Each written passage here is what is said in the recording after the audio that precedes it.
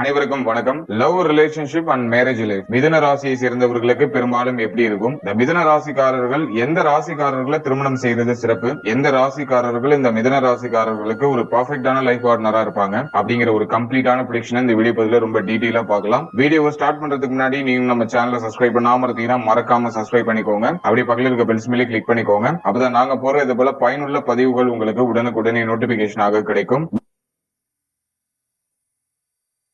மிதுனம் நம்முடைய ராசிதிபதியா புதன் பகவான் வந்துருவாரு. புதன் பொதுவா புத்திகாரகன் அழைக்கப்படுறாரு. எனவே புதன் பகவானை அதிபதியாக கொண்ட ஒரு சிறப்பு தன்மை வாய்ந்த ஒரு ராசினா அது நம்மளுடைய மிதுன ராசி தான். மிருகசீரிடம், திருவாதுரை, புனர்பூசம் இந்த நட்சத்திரங்களுக்கு உரிய ராசியா மிதுன ராசி இருக்கு. மிதுன ராசி ஒரு உபய தத்துவ ராசியா வரும். மேலும் ஆண் தத்துவ ராசியில நம்ம இந்த மிதுன ராசியை வகைப்படுத்துவோம். அதே போல பஞ்சபூதங்கள்ல காற்று தத்துவத்துல இந்த மிதுன ராசியை நம்ம வகைப்படுத்துவோம். மேலும் ஒற்றை தத்துவ ராசியாக இந்த மிதுன ராசி வரும். எனவே இந்த மிதுன ராசியில பிறந்தவர்கள் பொதுவாக பார்த்தோம்னாக்கா எப்போதுமே எதையாச்சும் சிந்திச்சுக்கிட்டே இருக்கக்கூடியவர்களாக இருப்பாங்க. அந்த சிந்தனைகளை செயல்படுத்த வேண்டும் அப்படின்னு நினைப்பவர்களாகவும் இருப்பாங்க. மேலும் ஆழ்ந்த சிந்தனையாளர்கள் அப்படிங்கிறதுனால மற்றவர்களுக்கு சிறந்த அறிவுரைகளை கூறுறதுல ஒரு வல்லவர்களாக இருப்பாங்க. அடுத்தது பார்த்தோம்னா இந்த மிதுன ராசி சூழ்நிலைக்கு தகுந்தாற் போல தன்னுடைய குணத்தை மாற்றிக் கொள்ளக்கூடியவர்களாக இருப்பாங்க. அந்த ஒரு சாமர்த்தியம் இந்த மிதுன ராசிக்கு அதிகமாவே இருக்கும். இவர்களோட நெருங்கி பழகக்கூடியவர்களுக்கு மட்டும்தான் இவர்களை பற்றிய ஒரு புரிதல் அப்படிங்கிறது இருக்கும். எல்லாராலையும் இவர்களை அவ்வளவு எளிமையா புரிஞ்சுக்க முடியாது. அதே சமயத்துல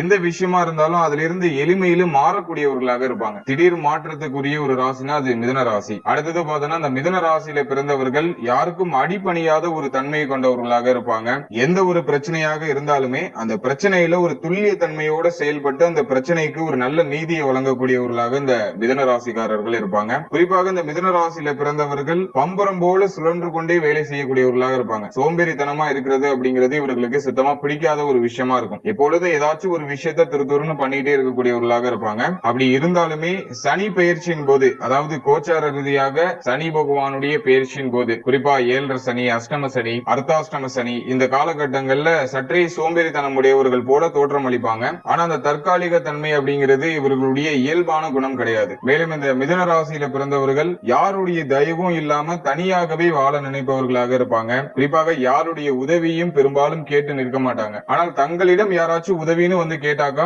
தன்னுடைய வேலையை கூட விட்டுட்டு அவர்களுக்கு அந்த உதவியை செஞ்சு முடிச்சுட்டு அதன் பிறகு இவருடைய வேலையை தொடரக்கூடியவர்களாக இருப்பாங்க. உதவின்னு கேட்டா யாரா இருந்தாலும் இறங்கி போய் செய்யக்கூடியவர்களாக இந்த மிதுன ராசிக்காரர்கள் இருப்பாங்க. இவர்களை நம்பி எந்த ஒரு காரியத்தையும் ஒப்படைக்கலாம். அந்த காரியத்தை கண்ணும் கருத்துமா பொறுப்பாக இருந்து செய்து முடிக்கக்கூடியவர்களாக இருப்பாங்க. பொதுவாக இந்த மிதுன ராசியை சேர்ந்தவர்களுக்கு ஞாபக சக்தி அப்படிங்கிறது கொஞ்சம் அதிகமா இருக்கும். யாராச்சும் ஒரு விஷயம் சொன்னாலோ அப்படி இல்லைன்னா இவங்க ஏதாச்சும் ஒரு விஷயத்தை கேட்டாலோ அதை எளிமையில புரிந்து கொள்ளக்கூடிய ஆற்றல் அப்படிங்கிறது இந்த மிதுன ராசியை சேர்ந்தவங்களுக்கு அதிகமா இருக்கும். ஏன்னா புதனுடைய ஆதிக்கத்தை சேர்ந்த ஒரு ராசி. ஆகவே எந்த ஒரு விஷயமா இருந்தாலும் சரி அதோடைய நுணுக்கத்தன்மையை எளிமையில கற்றுக்கொள்ளக்கூடியவர்களாக இருப்பாங்க.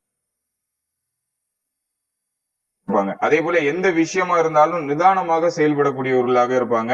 எப்போதுமே விழிப்புணர்வோடு செயல்படக்கூடியவர்கள்னா அது இந்த மிதுன ராசிக்காரர்கள் தான். அது மட்டும் இல்லாம எப்போதுமே கவனத்தோட செயல்படக்கூடியவர்கள், எந்த விஷயத்திலுமே எச்சரிக்கையா செயல்படுவாங்க. அதே போல இவர்கள் விரும்பிய விஷயத்தை வெறியோடு அடையக்கூடிய தன்மை உடையவர்கள். ஆகவே இவங்க ஏதாச்சும் ஒரு இலக்கை நிர்ணயிச்சுட்டாங்கன்னா அந்த இலக்கை நோக்கி வீரநடை போடக்கூடியவர்களாக இருப்பாங்க. பார்க்கிறதுக்கு ஏதோ ரொம்ப இன்னசென்ட் பர்சன் போல இருப்பாங்க. ஆனா இவர்களுடைய காரியங்களை சாதித்துக் கொள்றதுல வல்லவர்களாக இருப்பாங்க. ஏதோ ஒண்ணுமே தெரியாதது போல தனக்குள்ள இருக்கிற அந்த திறன்களை வெளிக்காட்டாதவர் போல அப்படியே தோற்றம் அளிப்பாங்க. எதுவுமே தெரியாதது போல அப்படியே அமைதியா இருக்கக்கூடியவர்களா இருப்பாங்க. ஆனா தனக்குன்னு ஒரு விஷயம் தேவைனாக்கா அந்த விஷயத்தை அடையிறதுக்கு எந்த ஒரு எல்லைக்கும் செல்லக்கூடியவர்களாக இருப்பாங்க. தன்னுடைய மனதில் இருக்கக்கூடிய விஷயங்களை வெளிப்படையாக சொல்லக்கூடியவர்களாக இருப்பாங்க. இவர்களுக்கு பிடிக்காத விஷயத்துல எப்போதுமே மூக்கு நுழைக்காதவர்களா இருப்பாங்க. இவங்களுக்கு ஏதாச்சும் ஒரு விஷயம் பிடிக்கலன்னா அந்த சைடே தலை வச்சு படுக்க மாட்டாங்க. அடுத்தது பார்த்தோம்னா இந்த மிதுன ராசியை சேர்ந்தவர்களுக்கு பிறரை கேலி செய்யறதும் கிண்டல் செய்யறதும் ரொம்ப பிடிச்ச ஒரு விஷயமா இருக்கும். ஆகவே மற்றவர்களை தன்னுடைய பேச்சுக்கள் மூலமாக கேலியும் கிண்டலும் செய்து மற்றவர்களையும் சிரிக்க வைத்து தானும் சிரிக்கக்கூடியவர்களாக இருப்பாங்க. பொதுவா அந்த மிதுன ராசியை சேர்ந்தவர்கள் அனைவருமே பார்த்தோம்னா ஆடம்பரமான வாழ்க்கையை தான் பெரும்பாலும் விரும்புறாங்க.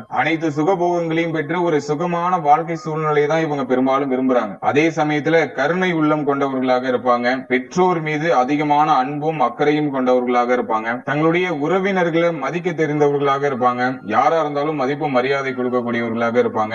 நண்பர்களிடம் எச்சரிக்கையாக செயல்படக்கூடிய இருக்கக்கூடியவர்களாக இருப்பாங்க. அடுத்தது பார்த்தோம்னா இந்த மிதுன ராசிக்காரர்கள் சேமிப்பு சார்ந்த விஷயங்கள்ல பெருசா ஈடுபாடு காட்ட மாட்டாங்க. எவ்வளவு கையில பணம் இருந்தாலும் அதை அப்படியே செலவு செய்யக்கூடியவர்களாக இருப்பாங்க. எந்த ஒரு விஷயத்திலையும் கொஞ்சம் அவசரம் காட்டக்கூடியவர்களாக இருப்பாங்க. அவசர முடிவுகளை எடுத்துட்டு சில சமயங்கள்ல இவர்கள் ஒரு சில சிக்கல்கள்ல மாட்டிக்கிறாங்க. மேலும் இந்த மிதுன ராசி புதனுடைய ஆதிக்கத்துக்குரிய ஒரு ராசி அப்படிங்கிறதுனால பெரும்பாலும் கடினமா உழைக்கிற விஷயங்கள்ல வெறுக்கக்கூடியவர்களாக இருப்பாங்க. ரொம்ப ஸ்மார்ட்டா ஒர்க் பண்றது, ஒரு புத்திசாலித்தனமான வேலைகள்ல ஈடுபடுறது, எளிமையா எப்படி பொருளாதாரத்தை சம்பாதிக்கிறது அப்படிங்கிற அந்த ஒரு நுணுக்கமான ஒரு சூழ்நிலைக்குள்ள செல்லக்கூடியவர்களாக இருப்பாங்க. பெரும்பாலும் கடின உழைப்பை தவிர்த்து ஸ்மார்ட் ஒர்க்ல அதிகமான கவனம் செலுத்தக்கூடியவர்களாக இருப்பாங்க. அதே போல இந்த மிதுன ராசியை சேர்ந்தவங்க மற்றவர்கள்ட்ட ரொம்ப எளிமையா போய் நட்பு கொள்ளக்கூடியவர்களா இருப்பாங்க. அதே சமயத்துல அந்த நட்புல ஏதாச்சும் ஒரு சில மனக்கசப்பு ஏற்பட்டுனாலோ, அந்த நட்பு சார்ந்த விஷயங்கள் இவர்களுக்கு பிடிக்கலைனாலோ டக்குனு அந்த நட்பை முறிச்சுக்கிட்டு வெளில வரக்கூடியவர்களாகவும் இருப்பாங்க. எந்த அளவுக்கு அட்டாச் ஆகுறாங்களோ அதே வேகத்துல தூக்கி எறியக்கூடியவர்களாகவும் இருப்பாங்க. மேலும் இந்த மிதுன ராசிக்காரர்களுக்கு 10ஆம் அதிபதி குரு பகவான் அப்படிங்கிறதுனால இவர்கள் ஒரே இடத்துல பணிபுரிகிறது அப்படிங்கிறது ரொம்ப ஒரு கடினமான ஒரு விஷயமா இருக்கும். அடிக்கடி இடமாற்றம் அடைந்துகிட்டே இருப்பாங்க. அப்படி இல்லைன்னா கலை சார்ந்த துறைகள்ல அதிகமான ஈடுபாடு இவர்களுக்கு ஏற்படும். கலை சார்ந்த விஷயங்கள்ல சிறந்து விளங்கக்கூடியவர்களாக இருப்பாங்க. கலை சம்பந்தப்பட்ட துறைகள்ல அதிகமான நாட்டம் ஏற்பட்டு அது சார்ந்த விஷயங்கள்ல இவங்க பெரும்பாலும் டிராவல் பண்றாங்க. ஆகவே இந்த மிதுன ராசியை சேர்ந்தவங்க ஒரே இடத்துல வேலை செய்யறது அப்படிங்கிறது கொஞ்சம் கடினமான ஒரு விஷயமா இருக்கும். அடிக்கடி இடமாற்றம் அப்படிங்கிறது இவர்களுக்கு ஏற்பட்டுக்கிட்டே இருக்கும்.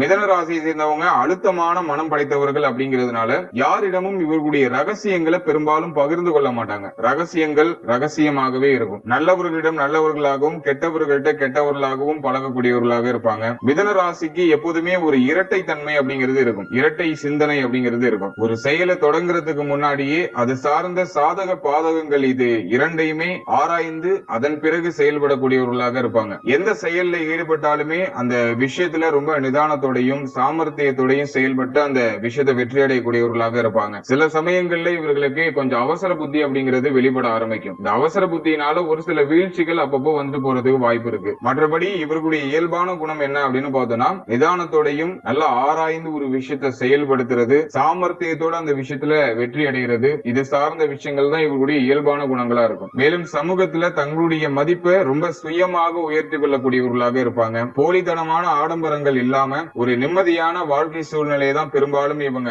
விரும்புறாங்க. அதாவது ஓடு மீன் ஓட உருமீன் வரும் வரை வாடி இருக்கும் கொக்கு அப்படின்னு சொல்லுவாங்கல்ல, அது போல எந்த ஒரு விஷயத்திலையும் நிதானமா இருந்து ஒரு விஷயம் பொறுமையா கிடைத்தாலும் அதை மனதார ஏற்று அந்த விஷயத்துல மகிழ்ச்சி அடைந்து வாழ்க்கையை நடத்தக்கூடியவர்களாக இருப்பாங்க. இதெல்லாம் மிதுனத்துடைய ஒரு ஜெனரல் ப்ரெடிக்ஷனா நம்ம பார்த்தோம். அடுத்து இந்த மிதுன ராசிக்கு காதல் வாழ்க்கை சார்ந்த விஷயங்கள் பெரும்பாலும் எப்படி இருக்கும் அப்படின்னு பார்த்தோம்னா, பொதுவா இந்த 12 ராசிகள்ல மிதுன ராசி மட்டும்தான் இளமை பருவத்திலேயே அதிகமாக காதல் வயப்படக்கூடிய ஒரு ராசியாக இருக்கு. ஆகவே இந்த மிதுன ராசியை சேர்ந்தவர்கள் இளமை பருவத்திலேயே அதிகமாக காதல் வயப்படக்கூடியவர்களாக இருப்பாங்க. பல முறை காதல் தோல்வியை சந்தித்த ராசினாலும் அது மிதுன ராசி தான். இந்த மிதுன ராசிக்காரர்கள் எழுத்து துறையிலேயோ நடிப்பு துறையிலேயோ இருந்தாங்கன்னா இவங்களுக்கு அதிகமான ரசிகர்கள் படை அப்படிங்கிறது இருக்கும். பொதுவாக இந்த மிதுன ராசிக்காரர்கள் தங்களை தாங்களே காதலிக்கக்கூடியவர்களாக இருப்பாங்க. அதாவது இந்த செல்ஃப் லவ்னு சொல்லுவோம்ல, அந்த விஷயத்துல இந்த மிதுன ராசிக்காரர்கள் அதிகமான கவனத்தை செலுத்தக்கூடியவர்களாக இருப்பாங்க. எதிர்பாலினத்தவரோட ஏற்படக்கூடிய அந்த ஆர்வமும் அந்த காதல் உணர்வும் நாளடைவில் இவர்களுக்கு பெரும்பாலும் விலகிடுது. ஆரம்பத்துல இருக்கிற அந்த மகிழ்ச்சி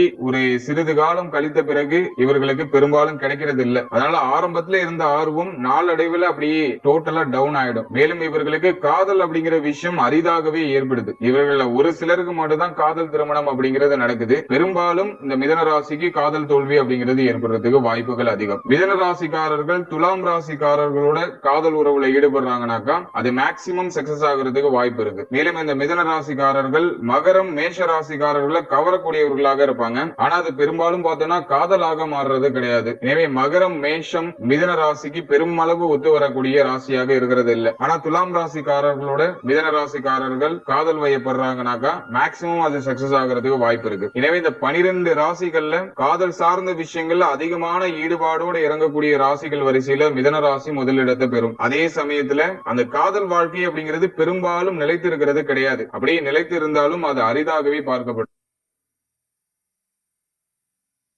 மேலும் இந்த மிதன ராசிக்காரர்களுக்கு நாளடைவுல அந்த காதல் எண்ணம் அப்படிங்கிறது டோட்டலா டவுன் ஆயிடும். இந்த காதல் எண்ணம் அப்படிங்கிறது டோட்டலா மறைந்துடும். ஆகவே அதிகமான காதல் உணர்வு கொண்ட ராசினாக்கா அது மிதன ராசி தான். அதே சமயத்துல அதிகமாக அந்த காதல் உணர்வை வெறுக்கக்கூடிய ராசினாலும் அது மிதன ராசி தான். ஃபர்ஸ்ட் ஹாஃப் எவ்வளவோ சிறப்பா போகும், செகண்ட் ஹாஃப்ல டோட்டலா டவுன் ஆயிடும். அடுத்தாக திருமண வாழ்க்கை இந்த மிதன ராசிக்காரர்களுக்கு பெரும்பாலும் எப்படி இருக்கும் அப்படின்னு பார்த்தோம்னா, பொதுவா இந்த மிதன ராசியை சேர்ந்தவர்களுக்கு பெரும்பாலும் பார்த்தோம்னாக்கா காலம் கடந்த திருமணம் தான் ஏற்படுது. அதே சமயத்துல இந்த மிதன ராசிக்கு காலம் கடந்த திருமணமாகவே இருந்தாலும் ஒரு சந்தோஷமான திருமண வாழ்க்கை அப்படிங்கிறது பெரும்பாலும் அமையுது. எனவே திருமணத்திற்கு பிறகு வாழ்க்கை சார்ந்த அதிகமான புரிதல், வாழ்க்கையை சரியான முறையில வழி நடத்துறது, வாழ்க்கையை அடுத்த லெவலுக்கு எடுத்துட்டு போறது, இதெல்லாமே இவர்களுக்கு திருமணத்திற்கு பிறகுதான் ஏற்படுது. திருமணத்திற்கு முன்னாடி வரைக்கும் லைஃப் அப்படிங்கிறது கொஞ்சம் அப் அண்ட் டவுன்ஸ்ல போயிருக்கும். சில சமயங்கள்ல மகிழ்ச்சி அப்படிங்கிறது அதிகமா இருந்திருக்கும், சில சமயங்கள்ல டோட்டலா டவுன் ஆயிருக்கும். அந்த மகிழ்ச்சி சார்ந்த விஷயங்கள்லாம் பிளஸ் ஆர் மைனஸ்ல போயிட்டு இருந்தது. திருமணத்திற்கு பிறகு ஆல்மோஸ்ட் ஒரு சிறப்பான சூழ்நிலையை ஏற்படுத்தி கொடுக்குது. எனவே இந்த மிதன ராசிக்காரர்கள் உடைய ராசிக்கு 5ஆம் இடமான துலாம் ராசிக்காரர்களை திருமணம் செய்யறது சிறப்பு. துலாம் ராசியோட மிதன ராசிக்கு எல்லா வகையிலும் பொருத்தமான சூழ்நிலைகள் அப்படிங்கிறது ஏற்படும். துலாமுக்கு அடுத்தபடியா கும்பராசி, கும்பராசிக்கு அடுத்தபடியாக மீனம், மீனத்தையும் நம்ம மிதனத்தோட சேர்க்கலாம். இதுவுமே ஆல்மோஸ்ட் ஒரு பர்ஃபெக்டான லைஃப் பார்ட்னரா இருப்பாங்க. கும்பராசியை காட்டிலும் மீன ராசி ரொம்ப பர்ஃபெக்டா இருப்பாங்க. குறிப்பா பொருளாதார ரீதியா பெரிய அளவுல பிரச்சனைகளோ குழப்பங்களோ இவர்களுக்குள்ள வராது. பொருளாதார ரீதியா நல்ல வளர்ச்சி அப்படிங்கிறது மிதனத்துக்கு மீன ராசி திருமணம் செய்யும் பொழுது ஏற்படுது. ஓவராலா மிதனத்தை பொறுத்த அளவுல துலாம் ராசி ஃபர்ஸ்ட் கேட்டகரியில நல்ல ஸ்கோர் பண்ணும். துலாமுக்கு அடுத்தது மீனம், மீனத்துக்கு அடுத்தது கும்பம். இந்த 3 ராசி ரொம்ப ஃபேவரான ராசியாக மிதனத்துக்கு பார்க்கப்படுது. மேலும் இந்த 12 ராசிகள்ல எந்த ராசி நம்ம அவாய்ட் பண்ணிடுறது நல்லது? ஏன்னா 12 ராசிகள்ல அவாய்ட் பண்ற ராசி அப்படிங்கிறது ரொம்ப குறைவான ராசி தான். மற்ற ராசிகளை கூட நம்ம கொஞ்சம் சேர்க்கலாம். ஆனா கண்டிப்பா அவாய்ட் பண்ணக்கூடிய ராசிகள் வரிசையில நம்ம ரிஷப ராசியை கொஞ்சம் அவாய்ட் பண்ணிக்கிறது நல்லது. ரிஷப ராசி கூட மிதனத்துக்கு அந்த அளவுக்கு ஒத்து போறது கிடையாது. ரிஷபத்துக்கு அடுத்தது விருச்சகம், விருச்சகத்தையும் நம்ம அவாய்ட் பண்ணிக்கலாம். விருச்சகம் மிதனத்துக்கு 6வது ராசியா வரும். அதனால விருச்சகத்தோடையும் பெருமளவு ஒத்து போறது இல்ல. விருச்சகத்துக்கு அடுத்தபடியா மகரம், மகரம் மிதனத்துக்கு 8வது ராசியா வரும். ஆகவே மகரத்தோடையும் பெருமளவு மிதன ராசிக்கு ஒத்து போறது கிடையாது. எனவே ரிஷபம், விருச்சகம், மிதனம் இந்த 3 ராசியை தவிர மற்ற ராசிகளை நம்ம ஆல்மோஸ்ட் பொருத்தலாம். மற்ற ராசிகள்லாம் ஆல்மோஸ்ட் ஸ்கோர் பண்ணும். அதிலே ஹை ஸ்கோர் பண்றதுன்னு பார்த்தோம்னா துலாம் ராசி, துலாமுக்கு அடுத்தது கும்பம், கும்பத்துக்கு அடுத்தது மீனம். இந்த 3 ராசி ஹை ஸ்கோர்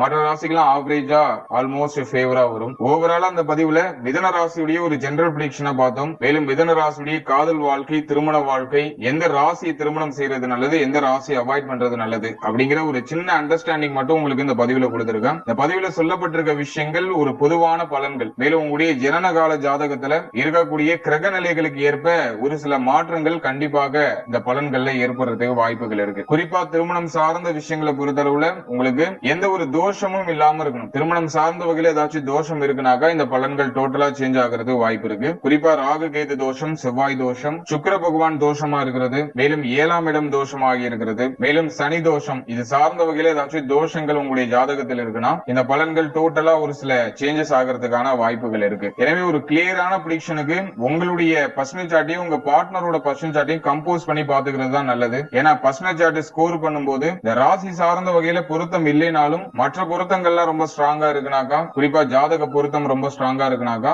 ஆல்மோஸ்ட் நமக்கு ஒரு ஃபேவரான சூழ்நிலைகள் அப்படிங்கிறது திருமண வாழ்க்கையில ஏற்படுது. அதுல இந்த திருமணம் சார்ந்த விஷயங்கள்ல இந்த தோஷமுடைய ஜாதகத்தை தோஷமுடைய ஜாதகத்தோட கம்பைன் பண்ணி சேர்க்கிறது தான் சிறப்பு. ஏன்னா தோஷம் உடைய ஜாதகத்தையும் தோஷம் இல்லாத ஜாதகத்தையும் நம்ம கன்ஜெக்ஷன் பண்ணும்போது அது திருமண வாழ்க்கையில ஒரு சில மனக்கசப்புகளை கொடுத்துருது, ஒரு சில மன வருத்தங்களை கொடுத்துருது. எனவே இந்த திருமண பொருத்தம் பார்க்கும்போது இந்த தோஷங்கள்லாம் சரியா பார்த்து, இல்ல இந்த பொருத்தம் சார்ந்த வகையில ஒரு சில விஷயங்கள்லாம் சரியா பார்த்து நம்ம பொறுக்கிறது சிறப்பான வாழ்க்கையை ஏற்படுத்தி கொடுக்குது. ஓவரால் அந்த பொது பலனை ஜஸ்ட் ஒரு அண்டர்ஸ்டாண்டிங் எடுத்துக்கோங்க. மற்றபடி நீங்க திருமணம் சார்ந்த பொருத்தங்கள்லாம் பாக்குறீங்கன்னா உங்களுடைய பர்சனல் சார்ட்டையும் உங்க பார்ட்னரோட பர்சனல் சார்ட்டையும் கம்பைன் பண்ணி பாத்துக்கிறது தான் சிறப்பு. மேலும் இந்த பதிவுல சொல்லப்பட்டிருக்க விஷயங்கள் பொது பலன்களாகவே இருந்தாலும் ஒரு 50 ல இருந்து 60% நிச்சயமா உங்களுக்கு பொருந்தி போறதுக்கு வாய்ப்பு இருக்கு. இந்த பதிவுல சொல்லப்பட்டிருக்க விஷயங்கள் உங்க லைஃபோட எவ்வளவு பர்சன்டேஜ் கம்பேர் ஆகுது அப்படிங்கறத கமெண்ட் செக்ஷன்ல சொல்லுங்க. மேலும் நம்முடைய சேனல்ல இதுக்கு முன்னாடி லக்னம், ராசி, நட்சத்திரம் இந்த மூன்றுக்கும் உள்ள ஒரு ஜெனரல் ப்ரெடிக்ஷன் ரொம்ப பிரீஃபா ரிலீஸ் பண்ணிருக்கோம். இந்த பதிவுகளை நீங்க பார்க்கும்போது